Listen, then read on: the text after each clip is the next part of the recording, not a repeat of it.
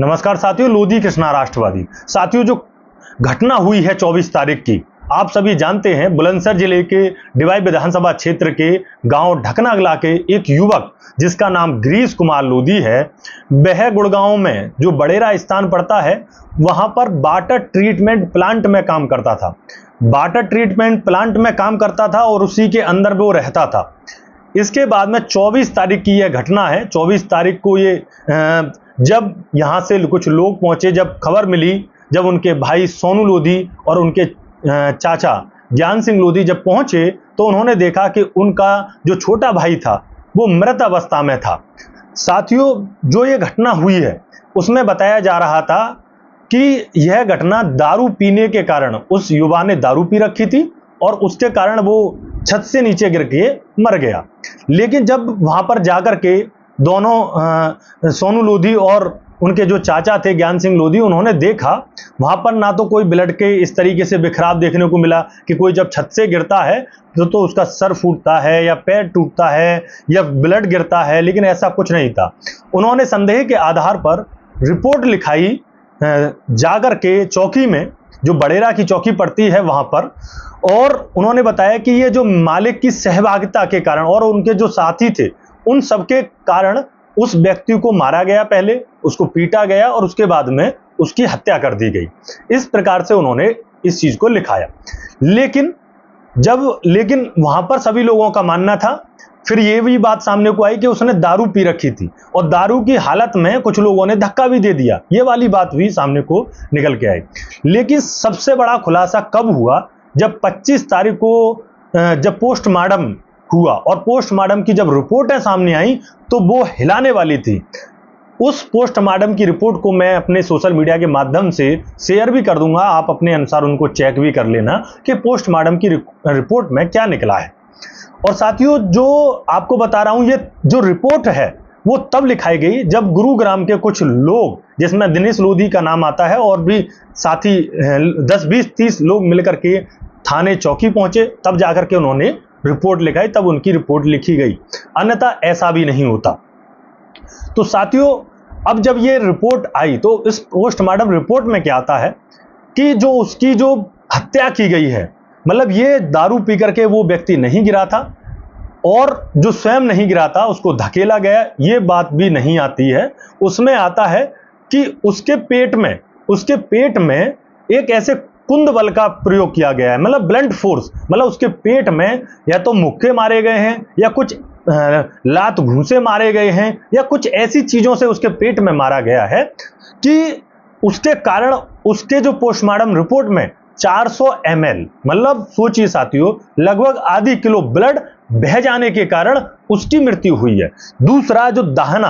दाहिनी जांघ की हड्डी टूटी हुई पोस्टमार्टम रिपोर्ट में आई है और पूरे शरीर पर कुछ जगह पर खरोंचे हैं और नीले पड़ रहे हैं। यानी कि सबसे ज्यादा उस युवा को, जो गिरीश कुमार लोधी हैं, उनको पीटा गया। पीटने के बाद में उसके पेट में लात घूंसे या कोई ऐसी चीज से उसको मारा गया जिससे उसके पेट में रक्त बहा और हड्डी टूटी और उसके कारण उसकी मृत्यु हुई। और मृत्यु के बीच में, जब मृत्यु घुसी, उसके बीच में 12 घंटे का अंतर था साथियों।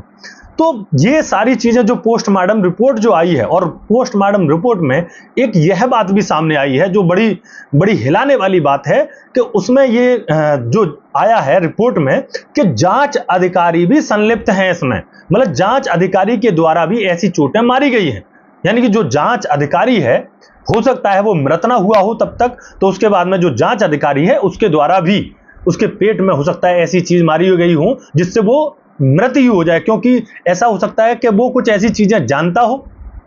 जिससे इनकी पोल खुलने की आशंका हो। तो इसके कारण जांच अधिकारी, जो सोचिए, जो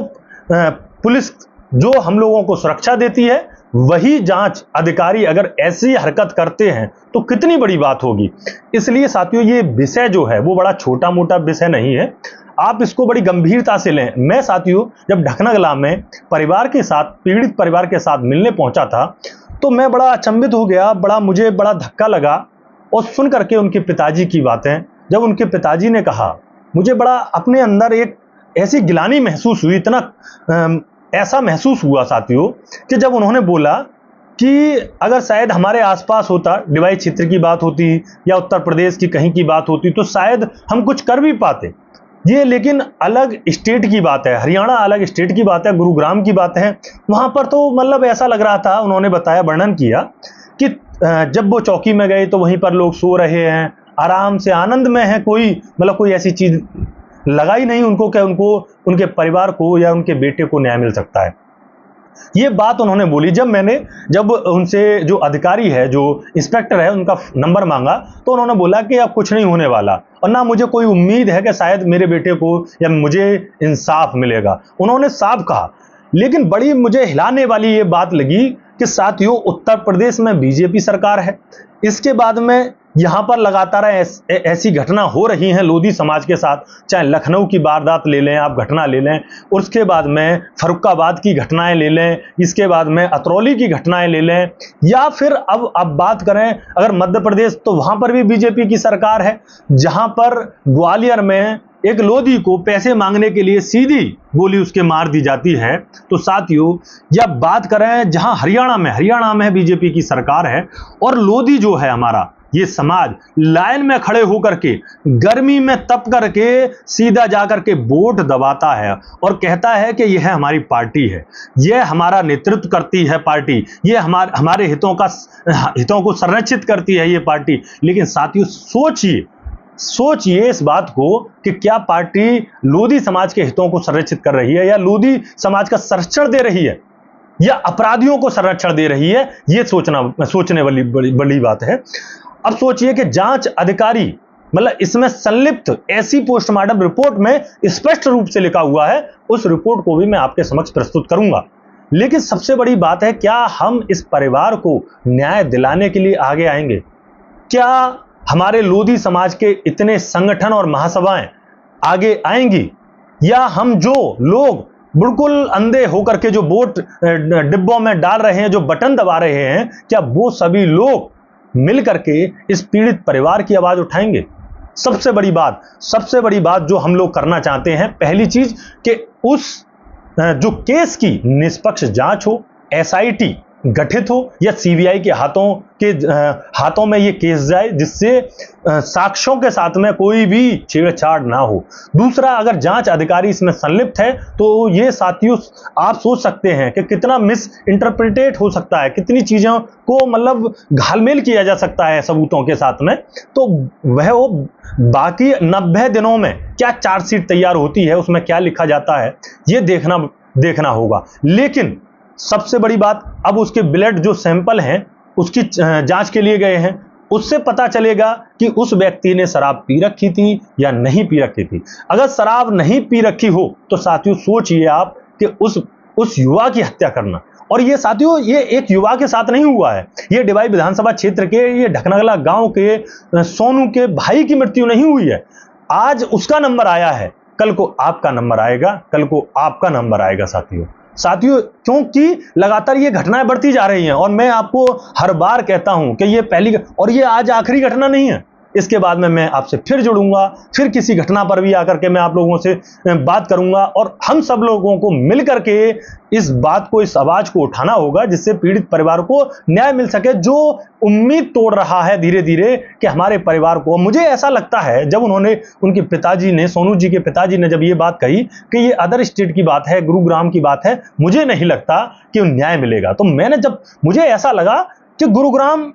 साथियों, ये जो हरियाणा है, ये भारत में नहीं पड़ता। ये वियतनाम की बात हो रही है, या अमेरिका की बात हो रही है, या रसिया की बात हो रही है, या फिर कनाडा की बात हो रही है, या साउथ अफ्रीका की बात हो रही है। यानी कि ये हमारे भारत देश के अंदर नहीं पड़ता। जिस प्रकार से उन्होंने कहा था ये वाली बात, तो मुझे लगा कि साथियों, क्या हरियाणा में उस युवा को, जो यहां से लोग जा रहे हैं, क्या उनको न्याय नहीं मिलता? क्या उनको जो युवा यहां से, हमारे क्षेत्र से जो पलायन की स्थिति बन रही है